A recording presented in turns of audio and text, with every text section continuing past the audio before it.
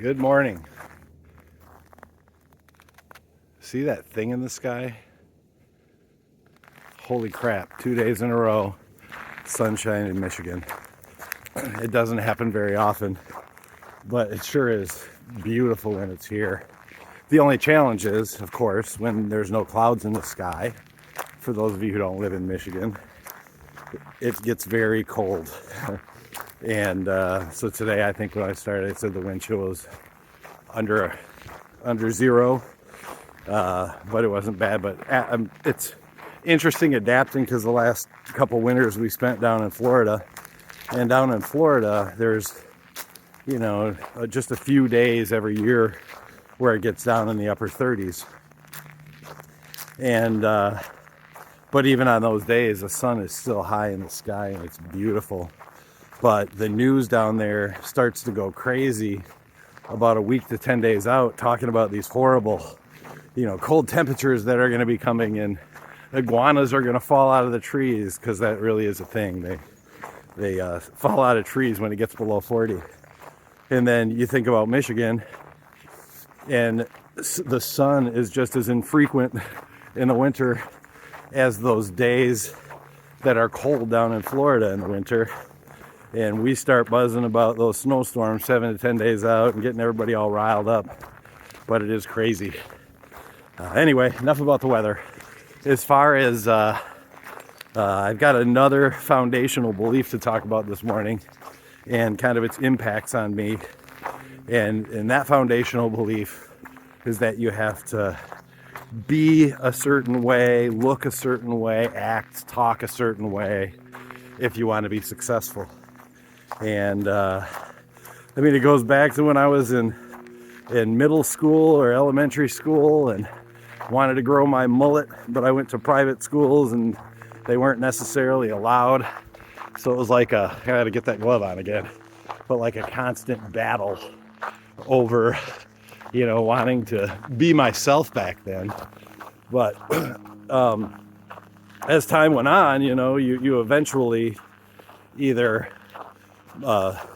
conform and do what everyone's asking, or you have to deal with a bunch of conflict.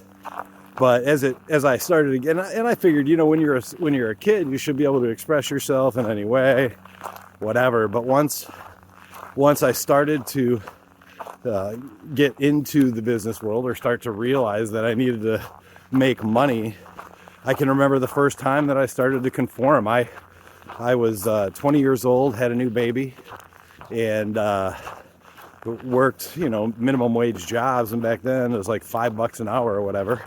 But I started a house cleaning business with a buddy of mine, and it was B&C Housekeeping, Brandon Cobb. And my buddy owned a print shop, so he had half the business because he could do the printing materials. But I'd go door to door and try to get people to let me clean their house. And I actually had a few clients, so I made some money. But while I was doing that, someone answered the door and said, "I don't necessarily need your services, but I can show you how you can get your cleaning products at a discounted rate so you can make more money." And I was like, great. And so they said, well, we're going to have some people coming over to our house and like in a couple days, and they invited me over. And I remember I was over at my brother-in-law's house at the time, and we had a few beers, and I had long hair back then, this Fu Manchu mustache and an earring, and like with Mr. Tough Guy, 20-year-old. And I remember we got a call because we were late for the meeting. I had probably had about 4 or 5 beers, so I was a little bit loosey-goosey. And I remember sitting there as these people were writing these circles and telling me if I could get people and build this business, and I could make, $3,000 a month or whatever it was. And that was exciting because I knew I wasn't making that at the time. And I remember looking at him and I said, yeah, that doesn't look very difficult. I could do it, but here's the thing. I'm going to do it my way. And they kind of looked at me and smirked and said, sure, that's fine. And we started going at it and trying to get started in that business. And probably about a week or two in, I went to them and said, all right, look, I know I said I was going to do it my way, but I recognize that I'm not going to get anywhere because I don't think people are taking me serious. So I will conform. And those weren't my exact words, but that's essentially how I felt. And I shaved off my face and cut my hair and started to, I think I went to a secondhand shop to get a suit, and I started to play that business persona. And it wasn't bad, but it always felt like a little out of place. I always, like the way I would see on TV or hear other, business people talk, it always just seemed so like above the things that I thought about or whatever. And I just felt awkward and uncomfortable. But honestly, I was 20 years old. And for, probably the next almost, 30 years, close to it, I continued to maintain that mold because that was important. But over the years, what happened is I started to see other people who I considered, very successful business people out there. And those people, when we were having conversations, they weren't all stuffy and they weren't all like insincere, which is, initially in the very beginning, that's how I thought you had to be. But the more I was exposed to people, I recognized that people were just people and you didn't have to fit a certain mold. But when you've got that message, that foundational belief ingrained in you so deeply, it's really hard to start to go in that other direction. But over the years, as I was recognizing I actually had that freedom to become myself, then all bets were off because I already have limited filters. But then I went way over the top, I felt like, as I look back on being myself and doing what it was that I wanted to. So, I was always the guy who would say the thing that just crossed the line, here's the line, and then there's Pete like a mile away. I'd always say kind of ridiculous things. I think I was offensive, whatever. I was, it's humor, but I recognize now that just because you have a license to be yourself does not mean you have to be yourself to the point of making other people uncomfortable.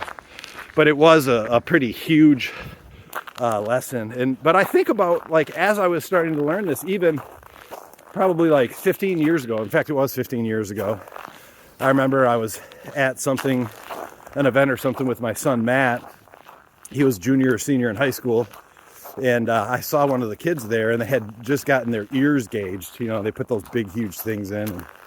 And I remember feeling this feeling was like racing panic that I had to get to him. And I was like, pulled him aside, and I was like, Matt, I am totally cool with you being yourself, but please do me a favor.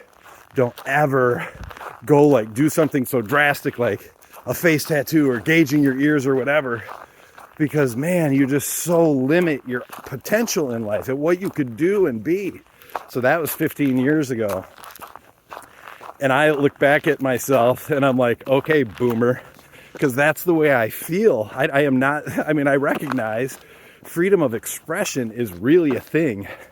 And there's no reason why we shouldn't be able to be ourselves. It's not, we follow so much of this social pressure to follow this mold that we were taught, just like that track of get an education, to get a job, to get a pension and retire someday. But we don't have to do that. And the progress that I've made in the last 15 years of opening my mind and accepting people for who they are was only possible because I was able to start to accept myself for who I am. So anyway, that's about it. But if you have any kids or grandkids and they're in their formative years and they want to grow their hair long or do whatever, I'd encourage you, let them be them. Don't get them thinking they have to be a certain way, especially a certain way that they're not, because that is torturous. And also, then they're going to end up being a guy in their mid-50s with a ridiculously long, sloppy beard and long hair and a ponytail. So that's your choice. And if that scares you into letting them be themselves, then great. I've accomplished my task. But anyway, that foundational belief and recognizing that it is not correct and I don't have to follow it any longer is definitely going to make my journey of living a brand new way after my 50s pretty amazing. So Anyway, that's it. And I'm going to go enjoy the rest of the sunshine on my hike. And I'll talk to you again next time.